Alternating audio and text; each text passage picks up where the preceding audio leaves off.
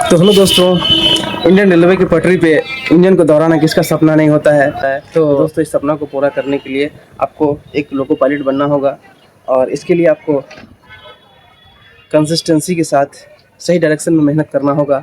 और इसी क्रम में कि एलिजिबिलिटी से लेके ज्वाइनिंग तक का प्रोसेस कैसा क्या होता है, तो आज हम लोग जानेंगे। तो हमारे साथ बने रहिए। सबसे पहले हम लोग उसका क्वालिफ़िकेशन की बात करेंगे।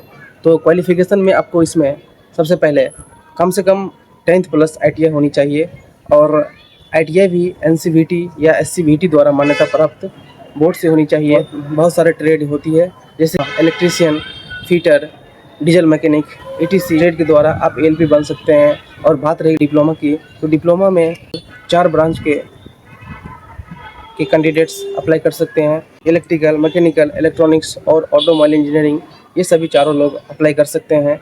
हाँ, ध्यान रखिए, इसमें जो बच्चे सिविल से डिप्लोमा या बीटेक किए हुए हैं उनको इसके लिए एलिजिबल नहीं माना जाता है, वो लोग इसमें अप्लाई नहीं कर सकते हैं।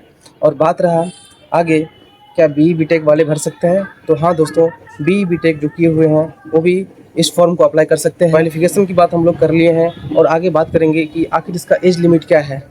तो इस एज लिमिट में दोस्तों, जो कैंडिडेट्स जनरल से हैं, तो जनरल वालों के लिए 18 से 30 साल के एज क्राइटेरिया है। और जो कैंडिडेट SC ST से आते हैं, इंडियन गवर्नमेंट के द्वारा जो भी एज रिलैक्सेशन दी जाती है वो सभी उनको मिलेगी, उसकी टेंशन नहीं लेनी है। क्या है और तो सिलेक्शन प्रोसेस के लिए सबसे पहला इसमें हमसे 4 एग्ज़ाम लिए जाते हैं, CBT 1, CBT 2, CBET और चौथा है डॉक्यूमेंट वेरिफिकेशन एंड मेडिकल। तो दोस्तों, जो सिलेक्शन प्रोसेस है उसमें सबसे पहले आपका CBT 1 लिया जाता है। CBT 1 में आपको मैथ, रीजनिंग और साइंस, करंट अफेयर, ये सभी अगर आप CBT 1 क्वालिफाई करते हैं तो इसके बाद नेक्स्ट होता है हमारा CBT 2।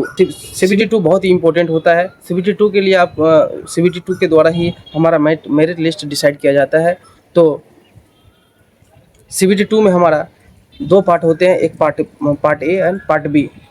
तो पार्ट A में आपको जो आप CBT 1 में पढ़ाई किए हैं वो अगर आपका अच्छा से कवर है तो पार्ट A में ज़्यादा परेशानी आपको नहीं होगी। और पार्ट B में आपका जो ट्रेड है वो ट्रेड टेस्ट के जो भी आपका ट्रेड है उससे रिलेटेड आपका क्वेश्चन आएगा, उसमें आपको क्वालिफाई करना है।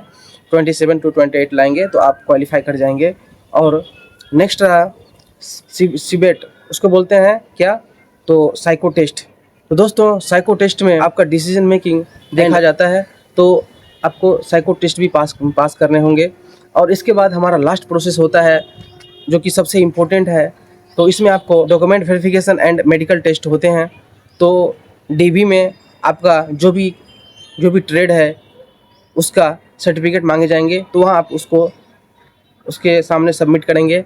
और अगला हमारा मेडिकल टेस्ट होता है। तो मेडिकल टेस्ट में आपको पता ही है इंडियन रेलवे में कितना रिस्पॉन्सिबिलिटी और जिम्मेदारी के साथ गाड़ी को चलाना पड़ता है, कितने लोगों की जान हमारी हथेली में होती है, एक लोको पायलट के हाथ में होता है। तो इसमें आपका A1 मेडिकल होना बहुत ही ज़रूरी है। और इसमें आपको सभी टेस्ट लिए जाएंगे, खास करके हमारे आँख का जो भी है 6/6 होनी चाहिए, 6/9 नहीं चलेगा, 6/6 दोनों आँख आपका होने चाहिए, कलर ब्लाइंडनेस नहीं होनी चाहिए। और इन सब परीक्षाओं को अगर आप पास कर लेते हैं तो फाइनली आप बनते हैं assistant loco pilot Indian railway में। और फिर आप मेल, पैसेंजर, सुपरफास्ट, गुड्स सभी गाड़ी का आनंद ले सकते हैं। दोस्तों, आप भी इंडियन रेलवे के लिए तैयारी कर रहे हैं तो आप हमसे जुड़ सकते हैं और हमारे चैनल को लाइक एंड सब्सक्राइब कर सकते हो। तो दोस्तों, यहाँ तक देखने के लिए आप सबका बहुत बहुत धन्यवाद। तो हमारे साथ बने रहिए। Thank you so much.